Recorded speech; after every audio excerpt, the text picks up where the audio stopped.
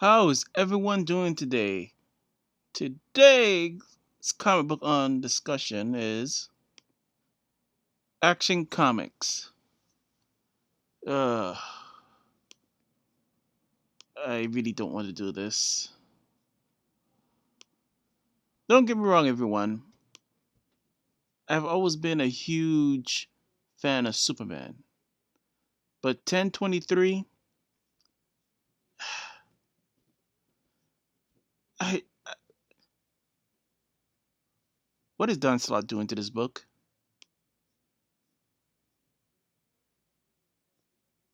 All right,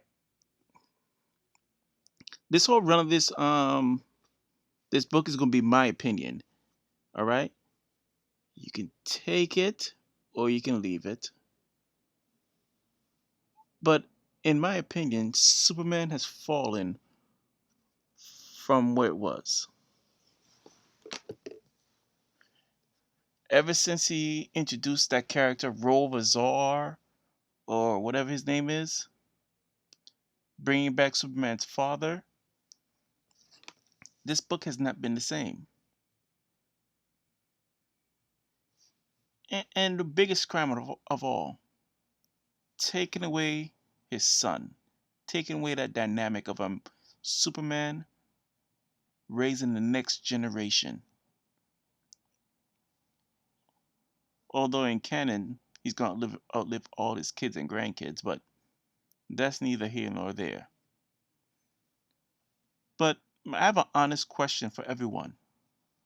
I'm sorry if it sounds like I'm screaming. Let me see if I can adjust that for you. What about now? Is that better? Does it still sound like I'm screaming? No? Okay. Now, here's the thing. And I really want to hear what you think. Does anyone really cares? That's right. Does anyone care about the Superman comic books right now? That's my question for everyone. Do you care as a comic book reader? Do you care to even tell anyone to pick this book up? I don't, and I'm going to tell you this now. Don't pick up Action Comics. At least not 1023. Or this whole run, basically. You could just skip it. The villain, Red Cloud, skip her. The character itself is, I wouldn't say weak, but poorly integrated into the Superman comic book. They made a reporter, made a spy on the crew of the Daily Planet to find out things about Superman. She started to have suspicions about Clark. Never really put it into details that she believed Clark was Superman, or maybe he was having an affair. You know,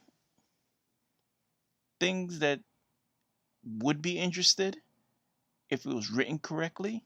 I should say correctly. Better. It was written in a way that makes you want to ask those questions. This book does everything in its power to bore you, enrage you, and just make you lose hope for this book. All right. First thing this book did is open up with Clark and what is this Superboy's name again? Um, Connor. That's right. It's Connor Kent from the original universe. They're going through his genetics, seeing that he's half Lex, half Kal-El, Kryptonian. But this is well and good. I would have preferred the dynamics if Clark's son, the 12-year-old kid, was right there freaking out that, man, I have an older brother or cousin, someone that he could look up to other than his father. That would have been interesting. But no, we don't.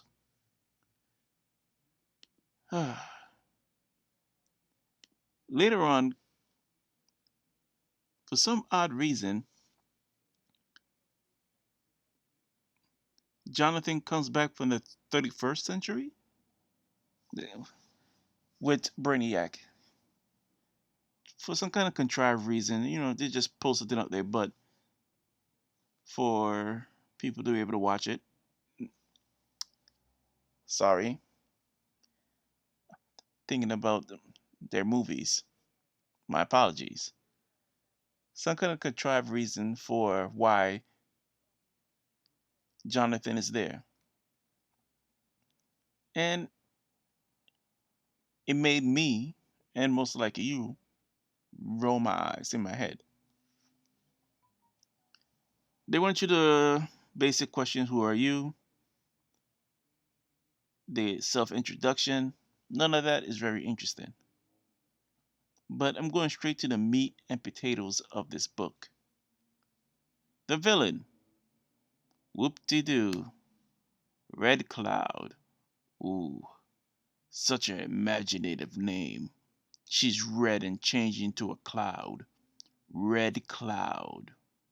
But then again, one of my favorite characters is Spider-Man, a man with spider powers.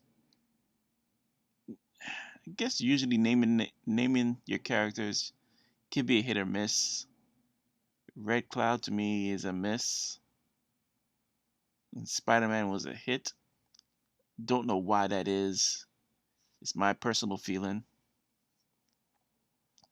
I would have preferred Red Miss or Red Dust. Even though she's not Dust, something something that gives a more robust feeling than Red Cloud. Sounds like a hippie smoking a blunt and start seeing things. Or some fake Native American name that some hipster named their child. And if you're a hipster, well, I'm sorry that you are one. Anyway, she's attacking Lois and Jimmy. Big surprise.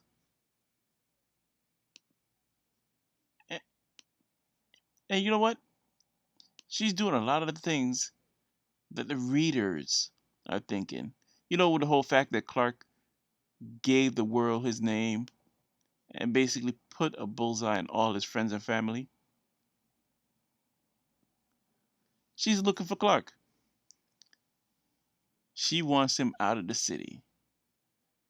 Lois being Lois, which is why is she drawn like she's in her mid 50s?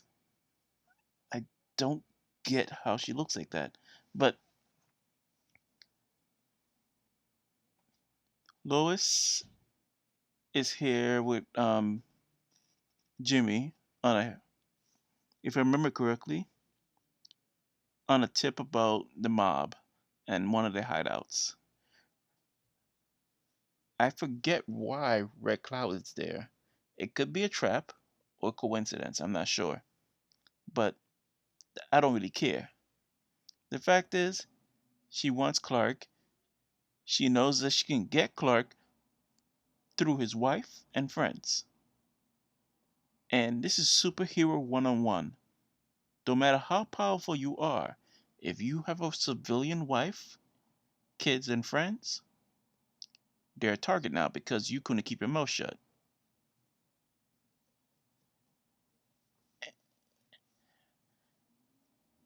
I don't know why he did it. I'm not talking about Superman. I'm talking about Dan Slott. Maybe he was trying to get a new dynamic for the Man of Steel, but to me, he's less relatable now that everyone knows that he's Clark Kent than ever before. So she's looking for Clark, and like any good wife, she's like, I'm not gonna tell you who my husband is. So Red Cloud decided to kill them. Lois, on the other hand, was like, ah, damn.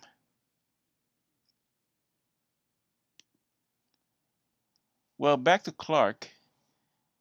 Now that Jonathan is home and Connor, I guess, is home as well, he brought them to their grandparents. Because Connor mentioned that he used to live with Martha Kent and John Kent in the 90s, I guess. So I guess when he was in his universe. Although Clark and obviously his son won't remember him, for some reason, I guess a closer connection, kind of like how the Flash work with everyone else when Kid Flash or whatever he's going by, what name he's going by right now, came back from being stuck in the Speed Force.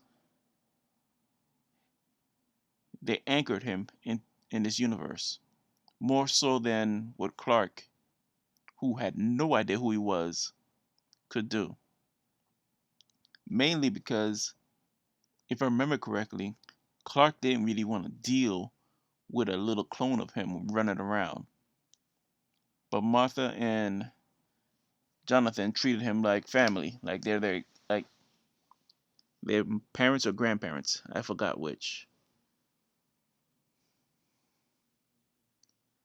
As they're greeting and get on along, Clark heard Smallville, and if memory serves me correct, that's Lois' signal, I'm in danger, get here quickly or I'm gonna die. So he decided to go. He grabbed his sons. Yes, I know I'm using the word sons, even though he's a clone. He's still technically Superman's son. It's just that he has no mother. He's directly Superman and Lex Luthor's child. Hate child? Can't call him a love child. So they dashed off at superhuman speed. As they talk, they formulate a plan to see what's going on. And bam, they broke into the lab, I guess it's a building, confront Red Cloud, and blew her away. Which I have to admit, smart thing. Red Cloud's a cloud. Blow her away. Lois was questioned like, "Who's this kid? Why does this kid look like you and Lex Luthor had a love child?" They went through the explanation, talked about it. Red Cloud came back, choked out Jonathan, and flew away.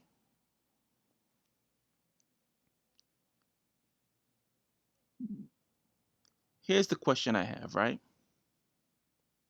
And considering Superman is supposed to be one of the smartest men on the planet,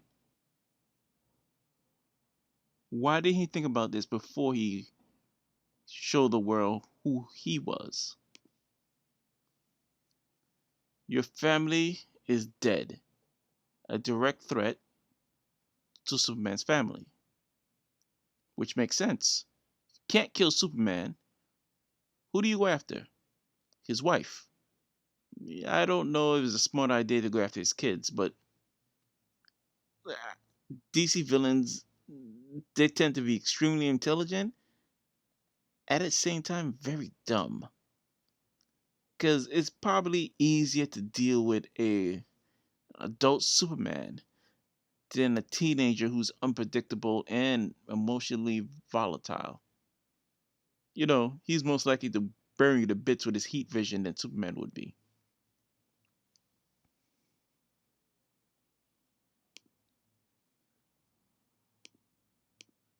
Uh, the rest of the book is really inconsequential, but it doesn't really matter. But back to my open question: does anyone cares about this book or this run? No. My opinion is that this run is done. I'm not buying any more of these books because it's frustrating. I want to see that glimmer of hope that I had before when Superman and New 52 and the old Superman merge to make present day Superman. When they did that, I was like, great.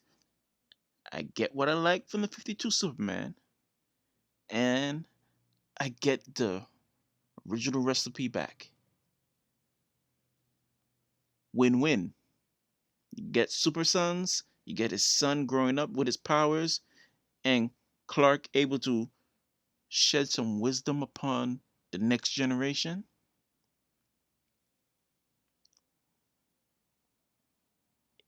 It made me happy. I was gladly shell out the money to pay for the book every month. But now, not gonna happen. The House of Kent is done for me. And this is only what, chapter 2 of this part of the run? I don't care. I'll come back when Dan Sloth is off the book. I want Dan Sloth on Batman. And I know I'm saying his last name wrong. I have a hard time saying his last name. So forgive me. I'll come back if I'll come back when he's off this book and writing something like Batman. Or or I like to see what he do with Animal Man. Yeah, that would be more up his alley.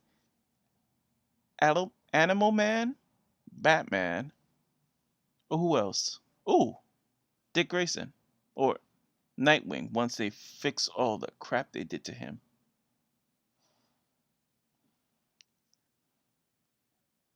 I want to know what's your opinion. Tell me in the comments below, how can they possibly fix Superman to get him back to what he was? I would like to see them de-age Jonathan back to being a 12-year-old, growing up with his best friend, a psychotic, messed up best friend, but a best friend nonetheless, and put the genie back in the bottle. As long as you don't one more day it, make, oh God, I don't know how they're gonna fix this, but fix it. Give him back his secret identity. Give him back his life at the newspaper. All this forced drama is not fun to read, not fun to look at, and it irritates the crap out of me and many of you. I haven't looked it up recently because of all the pandemic and, well, no one's been buying comics because of that. But I doubt this book is selling well. You don't change what was working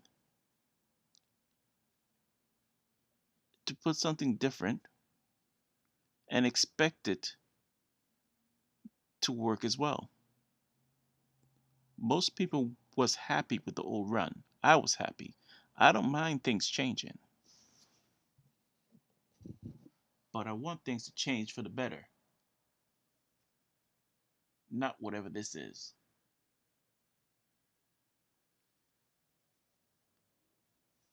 This book, in my opinion,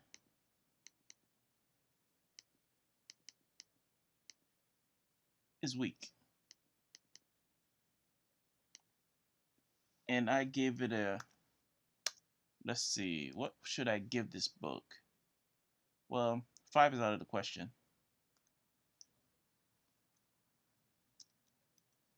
1, no, it's not a 1 quality.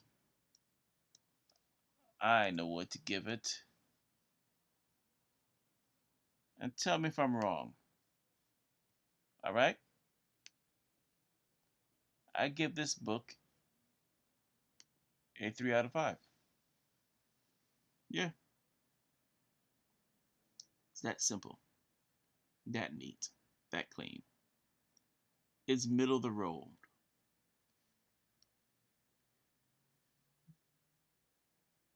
But in truth, no, I can't do it. No, no, no, no. That's a 2. That's right. This book is a 2 out of 5. It's below average. I couldn't, after I think about it, I couldn't for the life of me give it a 3. A 3 means it's okay. You might like it if you pick it up. It's not the greatest, but it's not the worst. Now, this book is bad. Don't pick it up. If you're a completionist and you're compelled to buy it, so be it. Oh, and if you wondering why I didn't mention anything about the artwork, I've spoken to many of my friends. Some like it, some don't. This is completely up to the reader. Did the artwork take me out of the comic book? No. The comic book took me out of the comic book. I didn't felt drawn into this world. And the artwork is not bad. I don't know if it fits Superman, but it's great work. No, I shouldn't say great. It's good work. It's just not meant for Superman. I don't know who the artwork would be meant for, though. Actually, I can see it on Batman. The artist, his art style would be perfect for Batman. Just everything about it screams Dark Knight.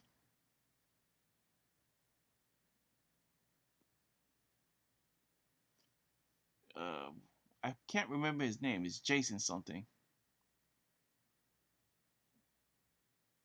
Or was it Justin Johnson? Well, his artwork would probably work better for Batman because it's perfect for that dark and gritty feel. Well, this is running too long. I'm gonna be signing off now. If you can, help my channel by going to dcoupon.com. I'm putting up some free coupons to help with your daily life. This way you save money on food and other essentials for your house. And I'll be able to buy some, wow, essentials for my house. All right? All right, people. Stay safe. Stay happy. Stay loved, man.